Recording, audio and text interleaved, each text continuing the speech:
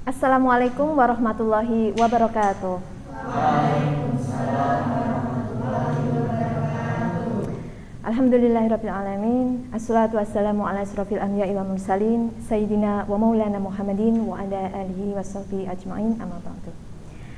Wow, ketemu kembali ya. Alhamdulillah ya. Ini pertemuan ke-10 ya. Terima kasih ya sudah datang untuk perkuliahan hari ini. Nah, sebelum kita mulai, ada baiknya kita berdoa dulu. Sebelum mulai, mari kita baca surat Al-Fatihah bersama-sama. Al-Hadin ya, Al-Fatihah.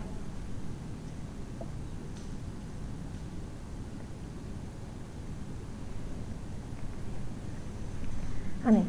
Baik, absensi sudah saya buka. Silahkan untuk absen mandiri di masing-masing aplikasi. Ya.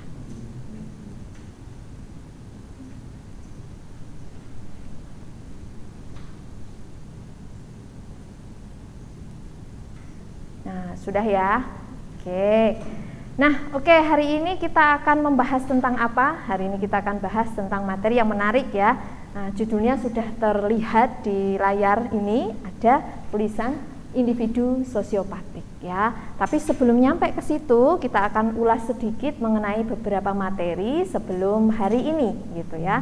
Beberapa waktu yang lalu kita sudah bahas, teman-teman sudah tahu bahwa individu sosiopatik itu individu yang tendensinya itu melakukan pelanggaran terhadap norma-norma masyarakat ya gitu ya, yang kebanyakan itu ya dianggap tidak lumrah bagi sebagian besar masyarakat, seperti itu ya. Nah, di sini biasanya fenomena itu ditangkap hanya kejadiannya saja, tapi jarang kita mau mempelajari kenapa sih orang kok bisa begitu. Kan tidak mungkin ya dia dari lahir begitu, kok dewasanya bisa begitu ya, kok dia nggak alim-alim aja, nggak kayak kalian-kalian mungkin ya kan.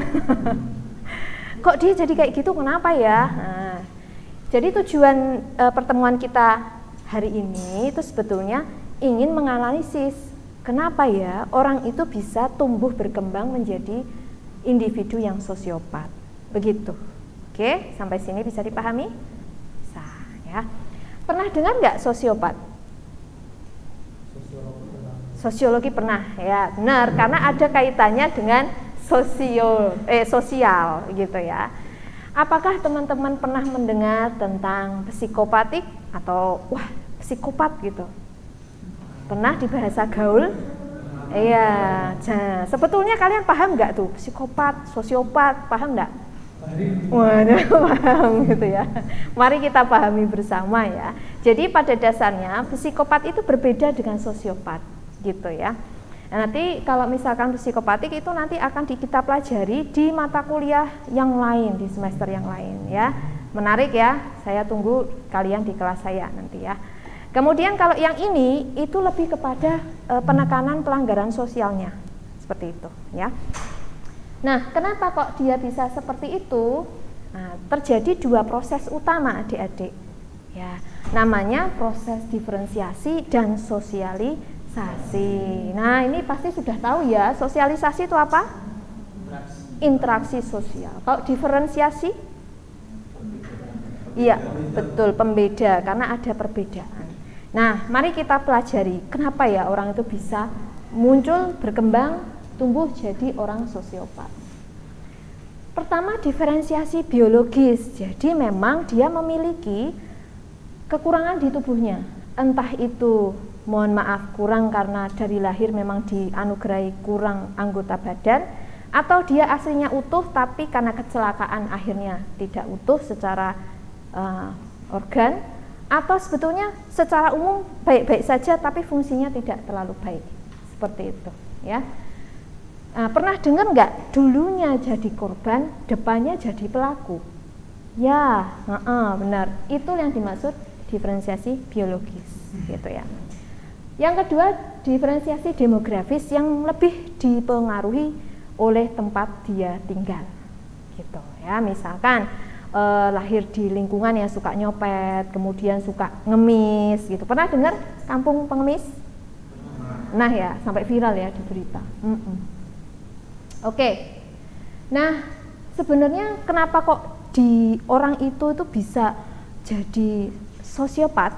Itu melibatkan banyak hal. Makanya ada yang namanya proses psikologis ya. Nah, jadi orang tuh nggak serta-merta jadi seperti itu. Selalu ada prosesnya. Nggak ada yang kenapa dia ujuk-ujuk begitu, nggak ada.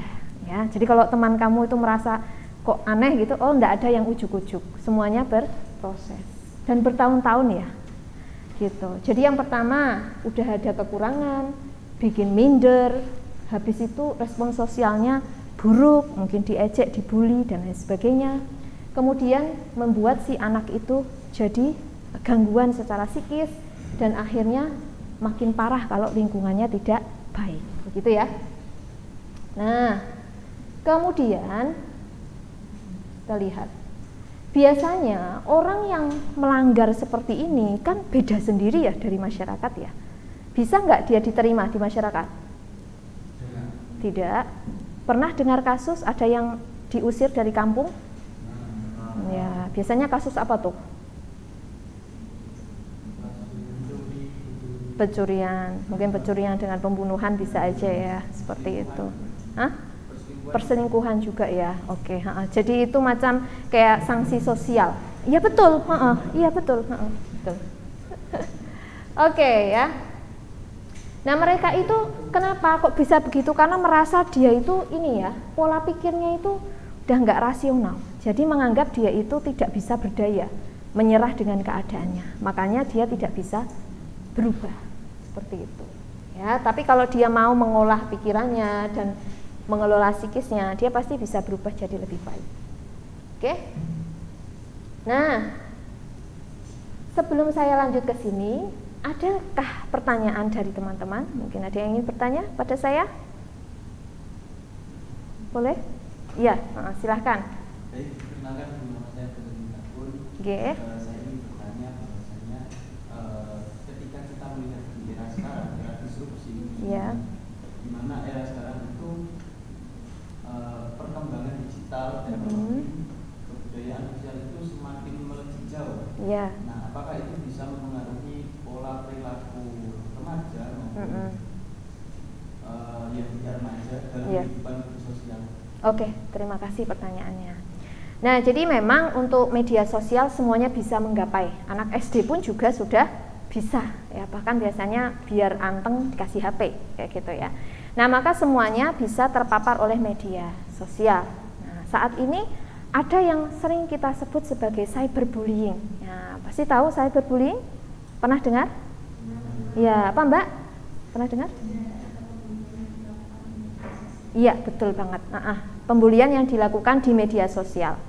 Macam-macam, mulai ngomongnya negatif ya, kemudian pasang foto yang enggak baik, menyebarkan berita hoax dan lain sebagainya. Dan itu juga sudah merambah ke media sosial juga, termasuk seperti kalau misalkan ada judi online atau pinjaman online seperti itu sudah menggambarkan perilaku sosiopat.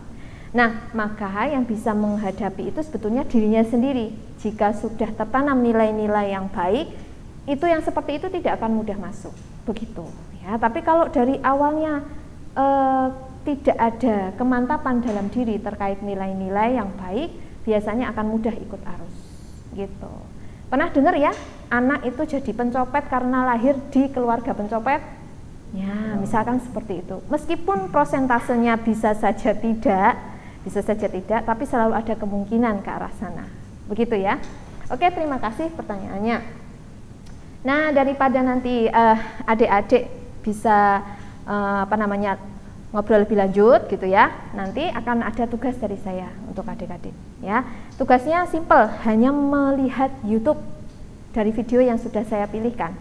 Video pertama nanti tentang kampung pengemis. Pernah dengar ya? Oke. Video kedua tentang geng motor yang membuat resah. Oke. Yang ketiga adalah tentang tertangkapnya segerombolan remaja yang baru menggunakan narkoba. Begitu. Oke. Tinggal nanti adik-adik lihat. Kalau sudah selesai lihat, kemudian isi tugasnya berupa evaluasi. Evaluasi itu nanti akan saya bagikan melalui Google Form. Seperti itu. Tinggal diisi, nanti kalian nama, email gitu ya, dan sebutkan atau uraikan hal-hal yang kalian rasakan dan kalian pikirkan terkait video tersebut. Itu aja. Pengerjaannya bebas, tapi ada kurun waktunya 1 minggu. Apabila ada yang tidak paham, boleh ditanyakan di grup kelas. Seperti itu. Semoga bisa dipahami ya. Baik, terima kasih. Kalau begitu kita cukupkan saja. Mari kita tutup perkuliahan kita hari ini dengan baca hamdalah bersama. Alhamdulillahirabbil alamin. Terima kasih atas perhatiannya. Saya cukupkan. Wassalamualaikum warahmatullahi wabarakatuh. Waalaikumsalam.